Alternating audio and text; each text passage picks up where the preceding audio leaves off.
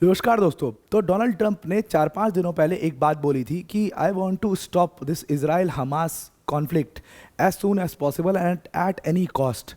और वही अब होने जा रहा है। रिपोर्ट्स ऐसा बता रही हैं कि इजराइल और हमास का जो पूरा कॉन्फ्लिक्ट है वो अब ऑलमोस्ट ख़त्म होने वाला है। हो सकता है किसी भी घड़ी ये रिपोर्ट आ सकती है, किसी भी खबर ये आ सकती है कि इजराइल ने अग्रीमेंट के ऊपर साइन कर लिया और वहाँ पर एक पीस प्लान जो है उसके ऊपर साइन हो चुका और अब गाज़ा के अंदर पीस हो चुका है। कोई मिलिट्री ऑपरेशन वहाँ पर नहीं होगा। अब मैं ये क्यों इतनी कन्विक्शन से कह पा रहा हूँ कि ऐसा ही होने जा रहा है, बिकॉज यहाँ पर जो रिपोर्ट्स हैं वो बहुत पुख्ता हैं।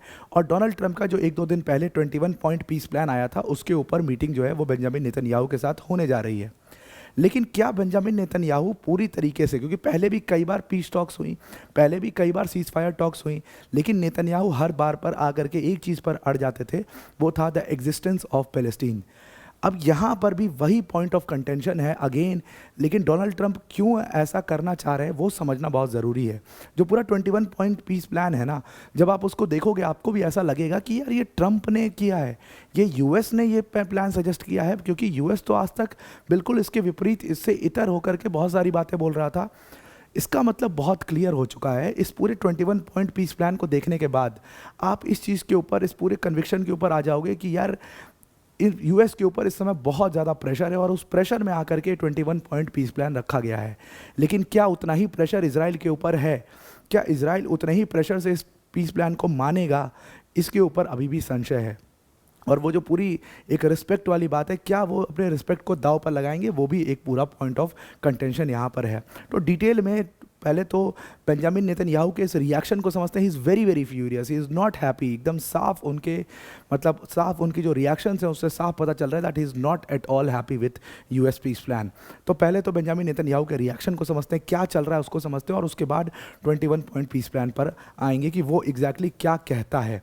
अब वीडियो में आगे जाने से पहले बड़ी अनाउंसमेंट है। शिक्षा महोत्सव जो ट्रिपल ट्रीट था उसका डेट इंक्रीज़ कर दिया गया है। अब ये ऑफर 30 सितंबर तक है। यहाँ पर अगर आप 2026 का बैच लेते हैं तो 6 मंथ प्लस 6 मंथ्स का फ्री एक्सटेंशन आपको प्रोवाइड होगा। 2027 का बैच लेते हैं तो आपको 12 मंथ्स प्लस 12 मंथ्स का फ्री एक्सटेंशन प्रोवाइड होगा। 2028 का बैच लेते हैं तो आपको 18 मंथ्स प्लस 18 मंथ्स का फ्री एक्सटेंशन यहाँ पर प्रोवाइड होगा। प्लस इसके साथ में आपके पास एक 12 मंथ्स अश्योर प्रोग्राम है और एक 18 मंथ्स अश्योर प्रोग्राम है। ये दोनों के कुछ टर्म्स एंड कंडीशंस है, आप इसको भी अवेल कर सकते हैं। इसमें एक्स्ट्रा आपको उतना ही मंथ्स और free of cost free extension provide कर दिया जाएगा। तो इसको ज़रूर से आप अवेल करिए। ये ऑफ़र ऐसा कभी दोबारा नहीं आएगा। 30 सितंबर इसकी लास्ट डेट है। एक आध दिन बचे हैं, इसको आप ज़रूर से ज़रूर इसको अवेल कर लीजिए।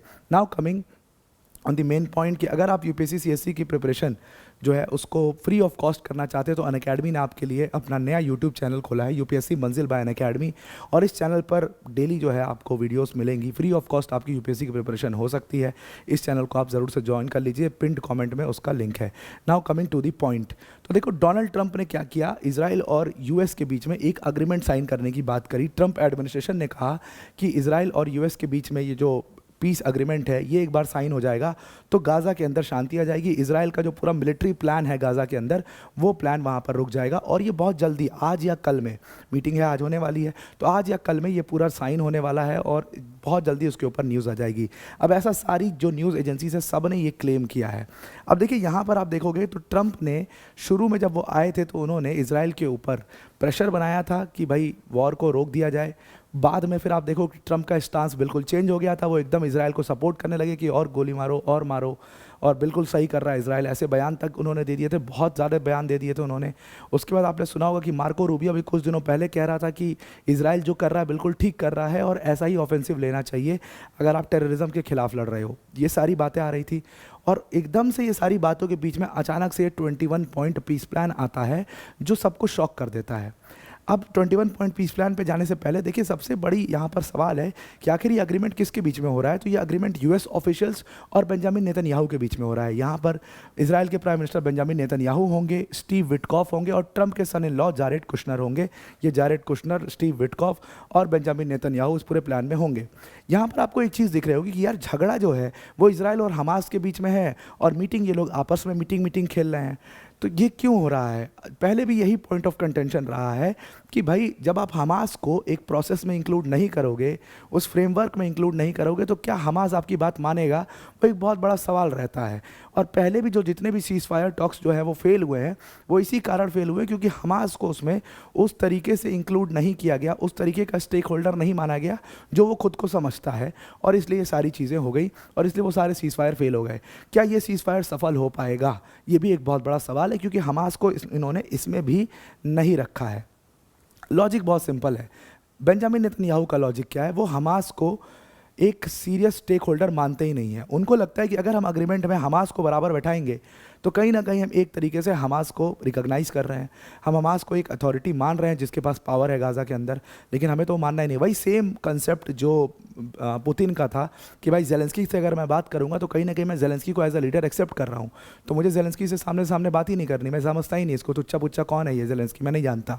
तो वो एक जो पूरा जो एक मैसेजिंग होती है वो बहुत इंपॉर्टेंट होती है वॉर में, जो एक नैरेटिव होता है वो बहुत इंपॉर्टेंट होता है। तो उस नैरेटिव को बेंजामिन नेतन्याहू चेंज नहीं करना चाहते और शायद इसीलिए हमास को इस पूरे टॉक्स के अंदर, इस अग्रीमेंट के अंदर इंक्लूड नहीं किया जा रहा है। बात उठ रही है इसके पीछे, आप देखोगे कि सारे जो सीनियर रिपोर्टर्स हैं वो इस बात को लिख रहे हैं कि हमास अभी तक इसके ऊपर अग्री नहीं किया, जो 21 पॉइंट पीस प्लान है इनका या जो अग्रीमेंट इनका होने जा रहा है, तो क्या ये अग्रीमेंट सफल हो पाएगा? वो एक बहुत बड़ा सवाल है और ये सवाल हमेशा रहेगा जब तक आप उसको नहीं करोगे। लेकिन लॉजिक बहुत सिंपल है, समझ में भी आ रहा है कि हाँ भाई वो उसको मानना ही नहीं चाहते। और बेंजामिन नेतन्याहू जिन्होंने अपने लोगों से इतना तक प्लान कर दिया है, इतना तक प्रॉमिस कर दिया है कि भाई हम हमास को एकदम ख़त्म कर देंगे, आखिर वो हमास के साथ बैठ करके बातचीत करते हुए कैसे लगेंगे? ये ज़िंदगी भर, ये पूरी मतलब लाइफ टाइम के लिए एक बहुत बड़ा, उनके लिए बहुत बड़ा एक घाव हो जाएगा, पूरे इजराइल के लोगों के लिए एक बहुत बड़ा घाव हो जाएगा और इस मैसेज को नैरेटिव की तरह यूज़ किया जाएगा। वो चीज़ ये लोग करना नहीं चाहते। तो भाई 21 पॉइंट पीस प्लान में ऐसा है क्या जिससे हमें ऐसा लग रहा है कि ये सफल हो जाएगा, मतलब हमास की तरफ से ये मान लिया जाएगा? पूरा पीस प्लान ही हमास के पॉइंट ऑफ व्यू से बनाया गया है। 21 पॉइंट पीस प्लान जो है 1-2 दिन पहले ट्रंप ने इसको भेजा था और इसी पीस प्लान के ऊपर जो है वो मीटिंग होने वाली है ट्रंप और बेंजामिन नेतन्याहू और उनके ऑफिशियल्स की। अब इस पीस प्लान को अगर आप देखो, एक एक करके एक एक पॉइंट को समझते हो और आप फिर खुद ही जवाब दे पाओगे कि इजराइल इसको मानेगा कि नहीं मानेगा। सबसे पहला यहाँ पर पीस प्लान है कि भाई गाज़ा जो है उसको ये लोग D radicalise terror free zone में ट्रांसफॉर्म कर देंगे। अब देखिए बेंजामिन नेतन्याहू की अगर हम माने तो बेंजामिन नेतन्याहू शुरू से इस बात को कहते आए हैं कि हम चाहते ही नहीं एग्जिस्ट करें, हम पैलेस्टीन के एग्जिस्टेंस को मानते ही नहीं हैं। उन्होंने तो यहाँ तक भी कह दिया था कि वेस्ट बैंक को एनेक्स करेंगे, उन्होंने यहाँ तक कह दिया था कि गाज़ा को ऑलरेडी हमने एनेक्स कर लिया, वेस्ट बैंक को एनेक्स करेंगे, हम चाहते ही नहीं कोई पैलेस्टीनियन टेरिटरी हो, हम पैलेस्टीनियन टेरिटरी को रिकॉग्नाइज ही नहीं करते। और जाहिर सी बात थी, इससे पहले सारी यूरोपियन कंट्रीज, यूएस, सब लोग कोई रिकॉग्नाइज नहीं कर रहा था। अब ये कह रहे हैं कि भाई गाज़ा को डी रेडिकलाइज और टेरर फ्री जोन में ये ट्रांसफॉर्म करेंगे, इसका मतलब गाज़ा रहेगा। और बात भी समझ में आती है बिल्कुल कि कहाँ जाएगा गाज़ा। भाई इजराइल को अगर करने दिया तब तो लाखों लोग मारे जाएंगे वहाँ पर, तो उसको तो कभी तो एंड होना है। तो पहला ही पॉइंट यहाँ पर बहुत बड़ी इशू क्रिएट करने वाला है ट्रंप और नेतन्याहू के बीच में। और एक तो सबसे बड़ी प्रॉब्लम यहाँ पर ये होने वाली है कि ट्रंप हद लेवल के ज़िद्दी हैं और बेंजामिन नेतन्याहू के लिए उनका प्राइड से ऊपर कुछ भी नहीं है। ये बात वो बहुत क्लियर कर चुके हैं कि भाई इजरायली प्राइड से ऊपर कोई चीज़ नहीं है, यूएस भी नहीं है, तो हम तुम्हारी बात नहीं मानेंगे, इनकार कर सकते हैं। तो पहला पॉइंट पर ही झगड़ा हो सकता है वहाँ पर। दूसरी बात है कि रीडेवलपमेंट होगा, चलो ये सब तो ठीक है कि रेसिडेंट्स को एक अच्छी लाइफ वहाँ पर दी जाएगी, ये सब बात ठीक है।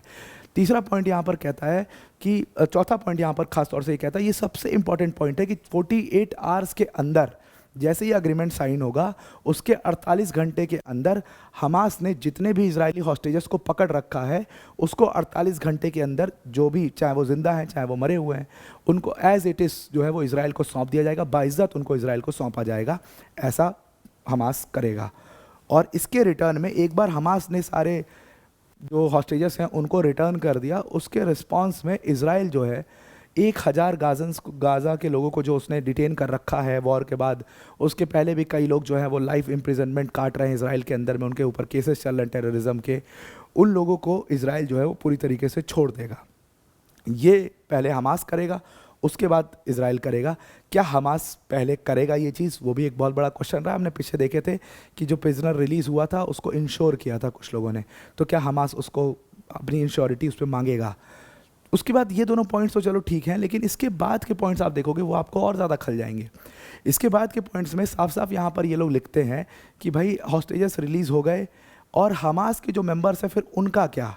तो उनका जवाब ये है कि हमास के जो मेंबर्स हैं, अगर वो मानते हैं इस पीसफुल को एग्जिस्टेंस में, अगर वो इस चीज़ को एक्सेप्ट करते हैं, तो उनको छोड़ दिया जाएगा, उनको माफ़ी दे दी जाएगी।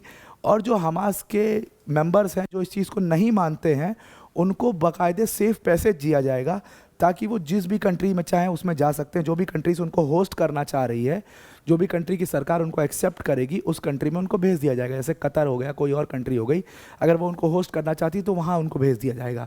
अब आप सोचो, जिस बेंजामिन नेतन्याहू ने अपने लोगों से बिल्कुल सर पे कफन बांध के प्रॉमिस किया था कि पूरे हमास को मिट्टी में मिला दूंगा, पूरे हमास को ज़मीन में गाड़ दूंगा, पूरा उसको डिसमेंटल कर दूंगा, एक एक हमास के मेंबर को ढूंढ ढूंढ के मार दूंगा, ये सारे प्रॉमिस किए थे। क्या वो बेंजामिन नेतन्याहू इस बात को मानेंगे? और क्या वो बेंजामिन नेतन्याहू उन हमास के मेंबर्स को माफ़ी दे देंगे, या उन हमास के मेंबर्स को छोड़ देंगे कि भाई आप जिस कंट्री में जाओ, अच्छी लाइफ जीना चाहते हो जाओ जियो, कुछ नहीं करेंगे? ये अगेन एक बहुत बड़ा क्वेश्चन है। और अब आपको ये सारे पॉइंट्स देख करके लग रहा होगा कि क्या यूएस यहाँ पर एक तरीके से दबाव में आ गया है? क्या यूएस पैलेस्टीन को रिकॉग्नाइज़ कर रहा है? बिल्कुल कर रहा है, बिल्कुल सारे पॉइंट्स यहाँ पर बहुत क्लियर हैं, और यूएस का दबाव यहाँ पर बहुत क्लियर है। उसके बाद और तो और सिर्फ फ़लस्तीन को रिकॉग्नाइज इस तरीके से नहीं किया जा रहा है, बिल्कुल पॉलिटिकल फ्रेमवर्क उनके लिए क्रिएट किया जा रहा है। यहाँ पर कहा जा रहा है कि एक इंटरिम एडमिनिस्ट्रेशन होगी पैलेस्टीनियंस की, और वही डेली गवर्नेंस को देखेगी। ऑल्दो वो जो इंटरिम इनकी गवर्नमेंट होगी, उसके ऊपर एक कमेटी बैठी होगी जिसमें यूएस ऑफिशियल्स होंगे, जिसमें कुछ कतर के, यूनाइटेड अरब एमिरेट्स के, जो अरब कंट्रीज़ के ऑफिशियल्स होंगे, कुछ उसमें यूरोपियन ऑफिशियल्स होंगे। वो लोग उसको ओवरलुक करेंगे। तब तक ये लोग ओवरलुक करेंगे जब तक पैलेस्टीनियन अथॉरिटी पूरा कंट्रोल नहीं ले लेती, जब तक पैलेस्टीनियन अथॉरिटी अपना रिफॉर्म प्रोग्राम को पूरा कंप्लीट नहीं कर लेती। तो मतलब एक पॉलिटिकल फ्रेमवर्क क्रिएट करने की भी बात हो रही है, और उस पॉलिटिकल फ्रेमवर्क को लेकर के ये लोग काफ़ी सीरियस हैं। क्या इस बात को बेंजामिन नेतन्याहू हजम कर पाएंगे कि भाई ये पॉलिटिकल फ्रेमवर्क है, इस पॉलिटिकल फ्रेमवर्क होना चाहिए? क्योंकि उनका तो साफ कहना है कि भाई कोई पॉलिटिकल फ्रेमवर्क नहीं होना चाहिए, वो तो एग्जिस्ट ही नहीं करना देना चाहते ना। तो सवाल ये भी खड़ा होता है कि भाई इतने लोग जाएंगे कहाँ फिर? ये बहुत बड़ा क्वेश्चन है जो बेंजामिन नेतन्याहू को आंसर करना पड़ेगा अगर वो इसके ऊपर करेंगे। उसके बाद सारे रेसिडेंट्स को लेकर के यहाँ पर कहा गया कि किसी रेसिडेंट को ज़बरदस्ती वहाँ से हटाया नहीं जाएगा। और दूसरी बात यह है कि जो भी रेसिडेंट्स चले जाते हैं, अभी चले जाते हैं, उनको वापस में अगर बाद में वो रिटर्न करना चाहते हैं, जब कंडीशन गाज़ा की ठीक हो जाए, तो वो रिटर्न कर सकते हैं। इसके साथ साथ जो भी पूरा वहाँ का जो मिलिट्री इंफ्रास्ट्रक्चर है उसको पूरा ब्रेक किया जाएगा, सारे टनल्स तोड़ दिए जाएंगे, सारा मिलिट्री जो सेफ पॉइंट्स है उसको ख़त्म कर दिया जाएगा, एकदम डीमिलिटराइज जोन बनाया जाएगा गाज़ा के अंदर। तो ये सारे मेन उसमें पॉइंट्स थे। उसके बाद इसमें यहाँ पर यह भी कहा गया है कि इज़राइल जो है वो कभी एनेक्स नहीं करेगा गाज़ा को, और इज़राइल अपनी फोर्सेस को भी कभी नहीं भेजेगा, अपनी स्टेबलाइजेशन फोर्सेस को। यहाँ तक भी कह दिया गया है कि इज़राइल कभी एनेक्स नहीं करेगा गाज़ा को। यहाँ पर ये बात भी बहुत क्लैरिटी से बताती है कि कहीं ना कहीं इन लोगों ने पैलेस्टीनियन अथॉरिटी को, पैलेस्टीन को एज अ नेशन रिकॉग्नाइज करने के पूरे फुटप्रिंट्स दिखाई दे रहे हैं। सारे यूरोपियन नेशन ने ऑलमोस्ट रिकॉग्नाइज कर ही दिया है। यूएस भी क्यों पीछे रहे? दबाव इतना है ट्रम्प के ऊपर, और सिर्फ इस चीज़ का दबाव नहीं है, रशिया यूक्रेन का भी दबाव है, उसको लेकर के यहाँ पर साफ कर दिया है। अब ये सारी पॉइंट्स देखने के बाद, जिसमें सबसे इंपॉर्टेंट पॉइंट है कि हमास 48 आवर्स के अंदर सारे प्रिजनर्स को रिलीज़, सारे हॉस्टेजेस को रिलीज़ करेगा, इज़राइल 40 इसके बाद सारे प्रिजनर्स को रिलीज़ करेगा। ये सब कुछ होने के बाद फाइनली जब ऑफिशियल से पूछा गया कि भाई इस 21 पॉइंट पीस प्लान को लेकर के इज़राइल में लोग कैसा सोच रहे हैं, इज़राइल कैसा सोच रहा है, ऑफिशियल्स बिल्कुल खामोश रहे। उन्होंने कहा कि हम किसी 21 पॉइंट पीस प्लान को नहीं जानते हैं। उन्होंने कहा कि हम किसी 21 पॉइंट पीस प्लान के ऊपर कोई टिप्पणी नहीं देना चाहते हैं।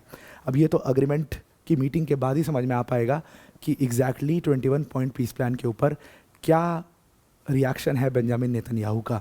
तो अब आपको पूरा ये आर्टिकल समझ में आ गया होगा। आज के लिए इतना ही। Thank you and have a nice day.